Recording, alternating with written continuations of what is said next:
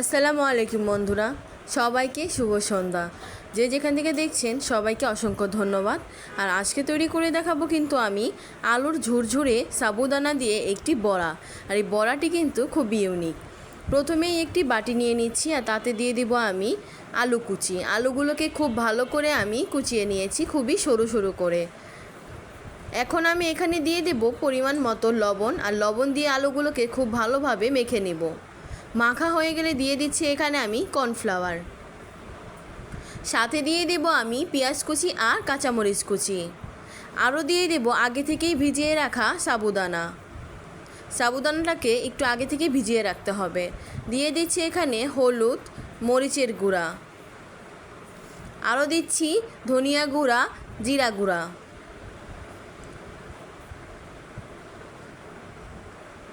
দিয়ে দিচ্ছি সামান্য পরিমাণে আদা রসুন বাটা। এখন হাতের সাহায্যে খুব ভালো করে এই সবগুলো উপকরণকে একসাথে আমি মেখে নিচ্ছি।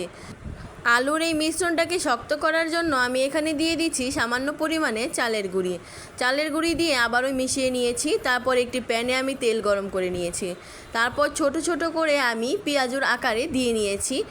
আলু দিয়ে এত সুন্দর ঝুরঝুরে বড়া বানানো যায় তা কিন্তু আমার আগে জানা ছিল না। খুবই সহজ উপায়ে কিন্তু এই রেসিপিটি তৈরি করা যায়। আর রেসিপিটি যদি ভালো লেগে থাকে তাহলে অবশ্যই লাইক, কমেন্ট, শেয়ার দিয়ে পাশে থাকবেন। বাসায় অবশ্যই কিন্তু আলুর এই রেসিপিটি ট্রাই করে দেখবেন। খুবই সহজভাবেই কিন্তু তৈরি করা যায় আলুর এই বড়া। ধন্যবাদ সবাইকে।